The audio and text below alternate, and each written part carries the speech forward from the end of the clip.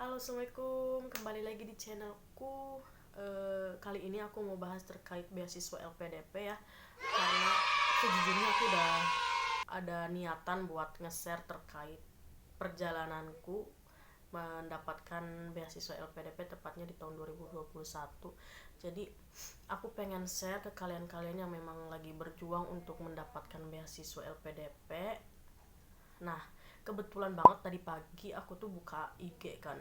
Nah, paling atas itu ada sharean reelsnya dari akun LPDP RI. Ya, di sana ada pengumuman bahwasanya beasiswa LPDP tahun 2022 ini segera dibuka. Jadi benar-benar segera dibuka di bulan ini loh teman-teman.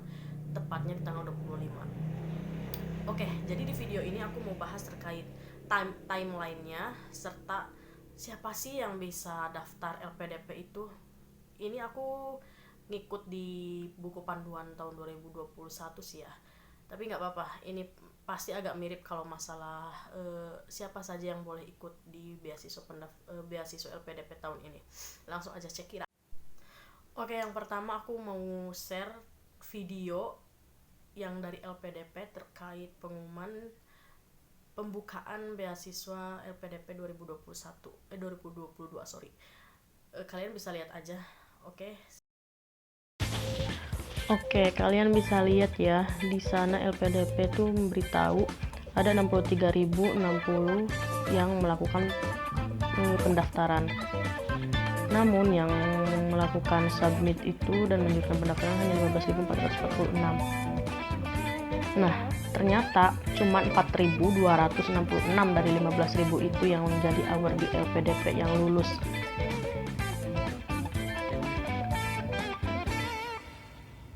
Nah, baru LPDP ngasih tahu tanggal mulai pendaftaran. Oke, tadi kalian udah lihat videonya kan. Nah, gini teman-teman, LPDP itu dibuka tiap tahunnya emang gara-gara kehalang pandemi yang awal-awal itu aja mereka nggak bukaan ya di tahun 2020 kayaknya. Oke, iya benar-benar. Soalnya baru bukaan lagi 2021. Nah, tahun ini tuh bukaan lagi dan seperti biasa ada tahapnya. Tahap 1 dan tahap kedua. Dulu aku ikut tahap kedua ya kalau nggak salah. Oh sorry, di tahap ke-1 ya. Cuman aku yang memang belum punya LOE. Oke, langsung aja. Di tahap pertama ini kapan sih pembukaan? Seperti aku bilang tadi ya, untuk pembukaan pendaftaran beasiswanya itu dimulai tanggal 25 sampai 27 Maret. Kalian bisa lihat di gambar ini. Nah, untuk seleksi administrasinya dari tanggal 28 Maret tuh sampai 11 April. Selanjutnya ada seleksi bakat skolastik. Ini biasanya seperti tes potensi akademik seperti itu. Dan memang ada beberapa tambahan seperti ya apa namanya? Dulu tuh pas zamannya aku 2021 ada tambahan tes terkait kebangsaan seperti itu. Nah, selanjutnya itu yang terakhir ada tes substansi. Itu dilaksanakan 16 Mei sampai 25 Juni. Kalian bisa lihat aja di foto yang aku share di video ini. Nah, selanjutnya di tahap kedua itu dibuka pada tanggal 4 Juli 4 Juli sampai 5 Agustus pendaftaran beasiswanya. Nah, untuk seleksi administrasinya di 8 Agustus sampai 19 Agustus. Selanjutnya seleksi bakat skolastiknya 29 Agustus sampai 10 September. Oke, sorry ya teman-teman, aku memang lagi lihat laptop karena memang aku juga nggak hafal ya. Aku lihat di gambar juga. Nah, yang terakhir itu di seleksi substansi. Ada di tanggal 26 September sampai 4 November. Jadi kalian yang memang ingin daftar segera cari-cari informasi. Memang secara resmi buku panduan pendaftaran LPDP di tahun 2022 ini belum secara resmi dikeluarkan ya sama LPDP. Jadi ya bisa menunggu kalian sering-sering lihat ini aja websitenya di lpdp.kemenke.go.id kalau nggak salah. Oke, gitu ya untuk timelinenya. Please jangan sampai kalian benar-benar tidak tahu kapan-kapan saja dan apa saja yang harus disiapkan. Intinya cari-cari data, cari-cari informasi seperti itu. Oke. Oke, selanjutnya aku mau bahas terkait sebenarnya siapa saja sih yang bisa daftar di LPDP ini. Ini sebenarnya aku lihat di buku panduan LPDP tahun 2021 ya, semoga agak-agak mirip. Aku nggak bisa bahas terlalu banyak karena takutnya memang agak ada perbedaan, karena sejujurnya aku pas 2019 juga ikutan tapi gagal di seleksi substansi ya, seleksi wawancara. Terus aku 2021 ikutan lagi, alhamdulillah aku lolos. Nah, itu tuh ada perbedaan di 2019 sama 2021 tuh secara administrasi seperti itu. Oke, aku mau bahas secara umumnya aja sih, persyaratan umum siapa saja sih yang bisa ikut di beasiswa LPDP ini. Ini secara umum ya, karena beasiswa LPDP ini banyak banget jenisnya, yang reguler, afirmasi pun masih ada banyak anaknya, entah afirmasi yang prasejahtera, yang disabilitas, terus yang daerah 3T kalau nggak salah ya, sama apa lagi ya, aduh aku agak lupa ya, sorry. Oke, langsung aja. Siapa aja sih yang bisa daftar di beasiswa LPDP ini, baik umum, yang reguler maupun yang afirmasi. Yang paling pertama itu tentunya kalian harus berwarga negara Indonesia. Jadi kalau kalian yang benar-benar warga luar daerah Indonesia atau warga negara asing itu nggak bisa ya, karena ini diperuntukkan untuk warga negara Indonesia. Itu yang pertama. Yang kedua, telah menyelesaikan studi program diploma 4 atau D4 atau sarjana S1 untuk beasiswa magister. Jadi yang memang pengen daftar S2, kalian harus benar-benar sudah lulus ya di S1-nya atau D4-nya. Nah, ini juga sama, kalau kalian pengen daftar beasiswa doktoral, tentunya kalian harus lolos atau sudah menyelesaikan studi S2-nya kayak gitu. Intinya seperti itu. Ketika mau S3 kalian harus udah menyelesaikan studi S2-nya. Kalau pengen S2 harus S1 atau D4-nya selesai, seperti itu. Ya, ini bisa kalian punya LOE sama enggaknya itu bisa daftar. Cuman memang biasanya timeline-nya berbeda kayak gitu. Jadi gak usah khawatir yang belum punya LOE ya, bisa daftar. Memenuhi seluruh kriteria sebagai pendaftar BPI, Beasiswa Pendidikan Indonesia. Ini nanti bisa dijabarkan lagi di video berikutnya dari aku ya, mungkin. Pokoknya kalian nanti komen aja butuh video seperti apa atau informasi seperti apa, karena memang LPDP ini tahapannya banyak sekali dan banyak sekali yang harus kalian persiapkan seperti itu. Nah, selanjutnya yang ketiga, tidak sedang menempuh studi atau ongoing program magister atau tujuan program doktor, atau baik di luar negeri maupun dalam negeri seperti itu. Intinya bagi kalian yang mahasiswa S2, S3 nggak bisa kalian daftar LPDP, karena memang benar-benar LPDP itu bagi yang belum kuliah kayak gitu. Jadi yang ongoing sedang berkuliah nggak bisa daftar kayak gitu ya. Oke.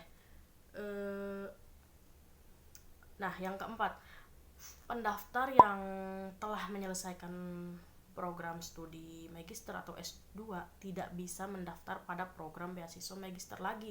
Jadi ketika kalian udah menyelesaikan studi S2 nih, punya gelar magister, nah kalian nggak bisa tuh daftar untuk S2, bisanya untuk S3 kayak gitu ya. Sama ketika kalian udah menyelesaikan studi S3 ternyata mau daftar lagi di LPDP S3 itu nggak bisa kayak gitu ya. Oke, yang kelima, melampirkan surat rekomendasi dari akademisi, baik yang belum bekerja ataupun dari atasannya bagi yang sudah bekerja. Jadi kalau kalian yang belum bekerja, kalian minta surat rekomendasi dari akademisi, biasanya dari dosen pembimbing, entah pembimbing akademik maupun pembimbing skripsi. Aku dulu minta ke dosen pembimbing akademik sama dosen yang memang menurut aku benar-benar sejalur ya, linier sama benar yang pengen aku ambil di tesis nanti kayak gitu. Nah, selanjutnya bagi yang udah bekerja, kalian bisa minta surat rekomendasi ke atasan kayak kepala sekolah kayak gitu ya. Kalau misalkan kerjanya di sekolah nih kayak aku kayak gitu. Cuman kalau misalkan kerjanya di kantor ya minta ke kepala bagian atau gimana, aku juga nggak terlalu paham. Intinya ke atasan kalian kayak gitu ya. Nah, yang selanjutnya itu memilih program perguruan tinggi tujuan dan program studi sesuai dengan ketentuan di LPDP. Biasanya tuh kalau yang udah punya LOE, kalian kan udah jelas tuh punya LOE, ya pasti itu univ yang itu, kecuali kalau kalian punya LOE-nya 3, kalian harus pilih kalau nggak salah seperti itu. Kalau yang aku belum punya LOE, dari LPDP itu dikasih pilihan harus milih 3 univ kayak gitu ya. Nah, selanjutnya itu Nah, beasiswa ini tuh hanya diperuntukkan untuk kelas reguler dan tidak diperuntukkan untuk kelas-kelas karyawan, eksklusif dan sebagainya. Jadi ketika kalian sedang menerima beasiswa LPDP, kalian nggak bisa kerja, nggak boleh itu kerja, seriusan nggak boleh. Oke,